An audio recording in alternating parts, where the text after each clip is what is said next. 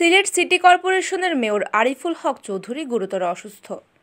গভীর রাতে তাকে হাসপাতালে ভর্তি করা হয়েছে। সেখানে নিবিড় পর্যবেক্ষণে রাখা হয়েছে তাকে।